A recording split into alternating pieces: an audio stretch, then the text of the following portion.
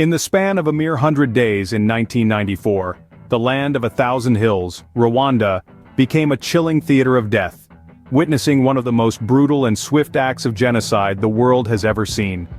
This small African country, enveloped by Uganda, Tanzania, Burundi, and the Democratic Republic of Congo, saw its lush landscapes transformed into a horrifying spectacle of bloodshed and destruction.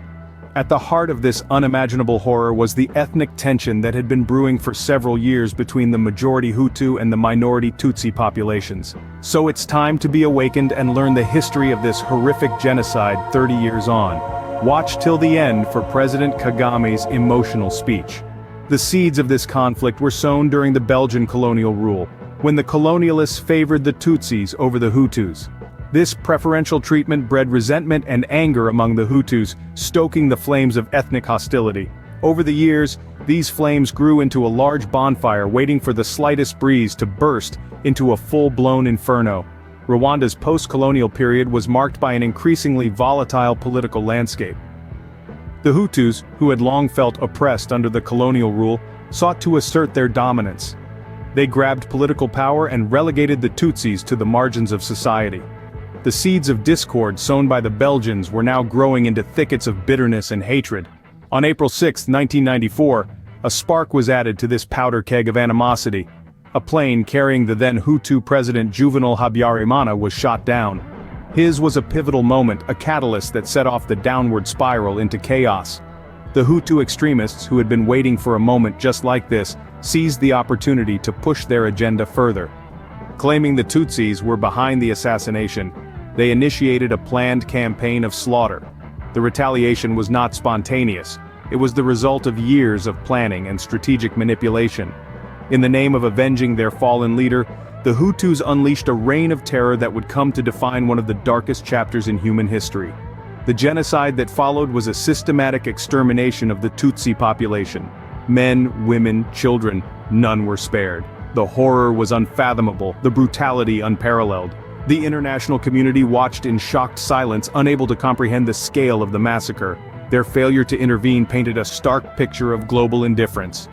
In the aftermath of the genocide, Rwanda was left ravaged and devastated. But amidst the ruins, the country found the strength to rise from the ashes. Today, Rwanda stands as a testament to the undying spirit of humanity, to the power of reconciliation and forgiveness. Yet the scars of the past remain, a haunting reminder of the dark days that once unfolded in this land of 1,000 hills. The genocide was the culmination of long-standing ethnic tensions between the country's majority Hutu and minority Tutsi populations.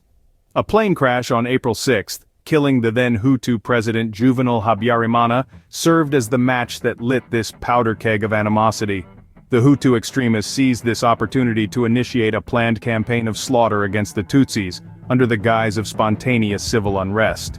The massacre was swift, organized, and terrifyingly efficient.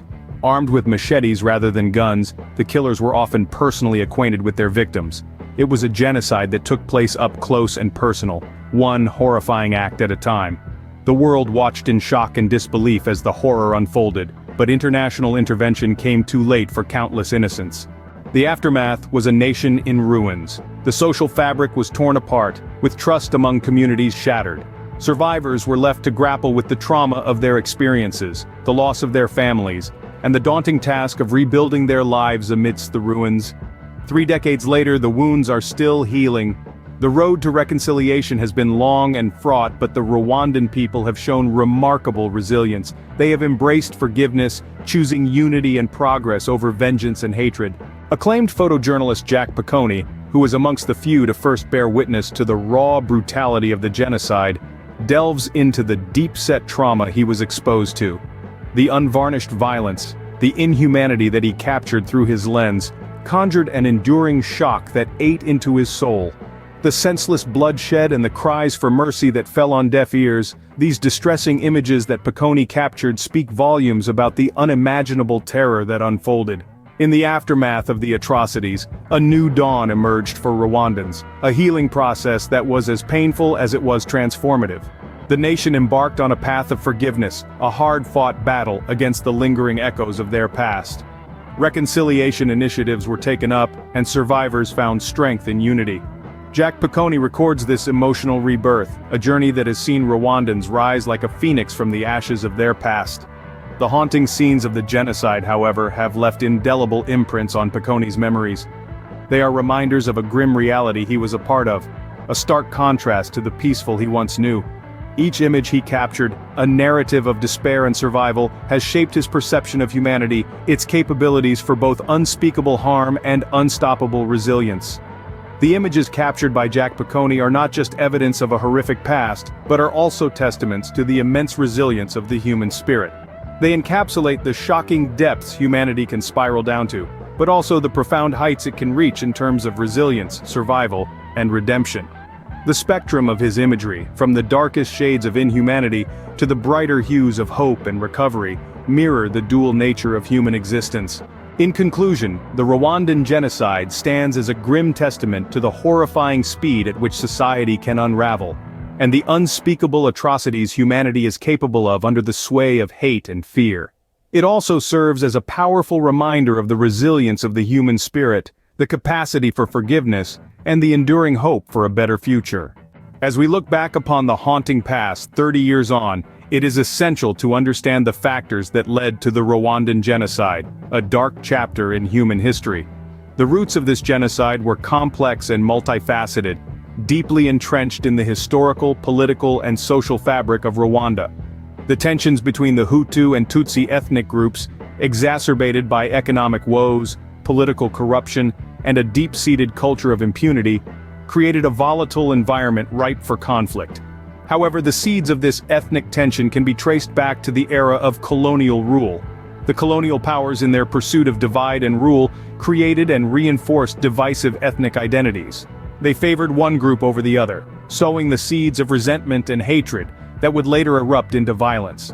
The international community's response, or lack thereof, to the Rwandan genocide is a contentious topic. The world watched in silence as hundreds of thousands of innocent lives were brutally taken. This apathy, this failure to act, serves as a chilling reminder of the consequences of international inaction.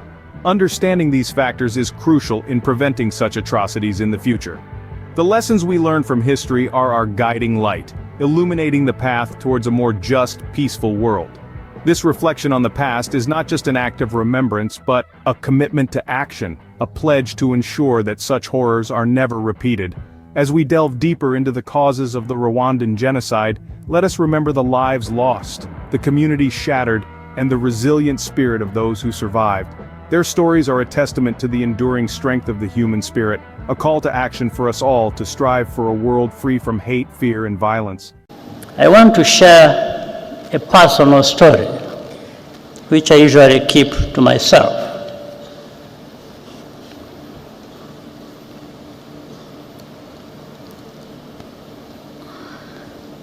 My cousin, in fact, a sister, Florence,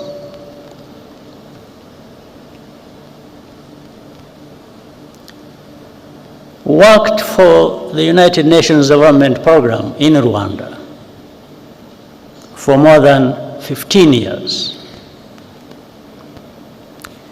After the genocide started, she was trapped in her house near the Camp Kigali Army Barracks with her niece and other children and neighbors, around a dozen people in total.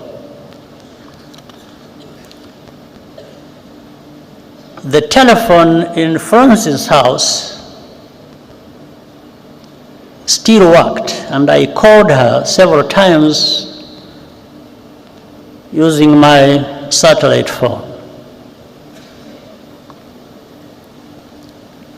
Each time we spoke, she was more desperate. But our forces could not reach the area. When the commander of the UN peacekeeping mission, General Dallaire, visited me where I was in Mulindi, I asked him to rescue Florence. he said he would try.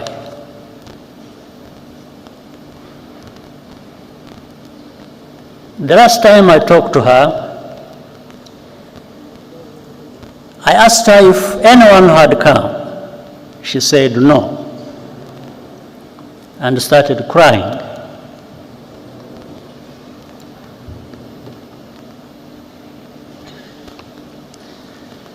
Then she said, "Paul, you should stop trying to save us. We don't want to live anymore anyway."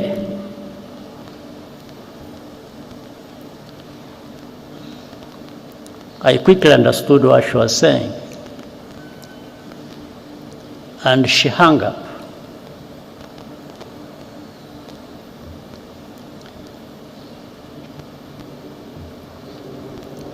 At that time,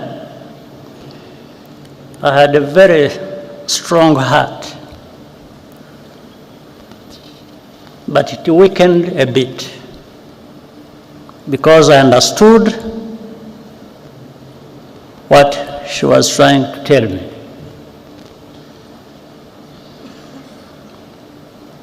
On the morning of May 16th, following a month of torture, they were all killed, except for one niece who managed to escape, and thanks to a good neighbor. It later emerged that a Rwandan working at the UNDP betrayed his Tutsi colleagues to the killers. Witnesses remember him celebrating Florence's murder the night after the attack. He continued his career with the United Nations for many years, even after evidence implicating him emerged. He's still a free man, now living in France.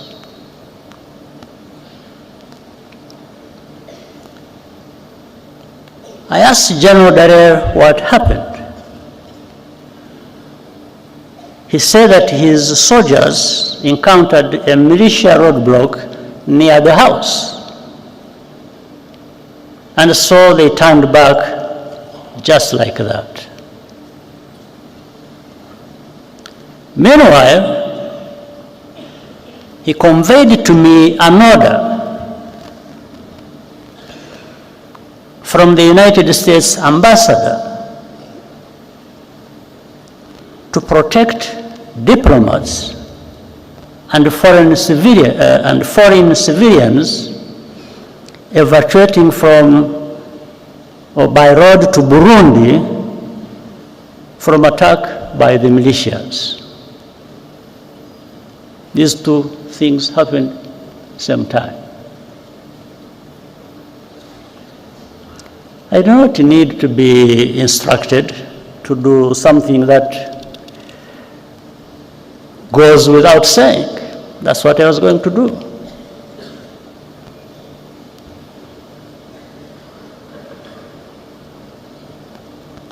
But the militias ran away, or rather peacekeepers ran away from militias, were manning a roadblock.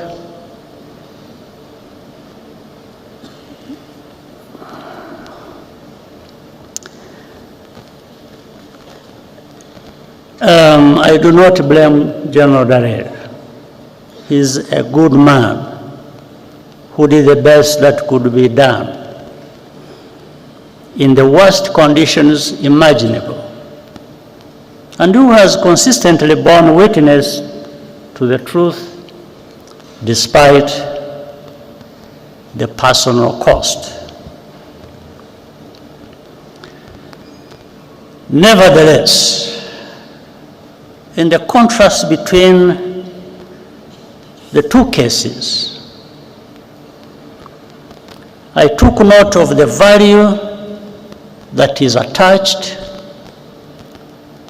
to different shades of life.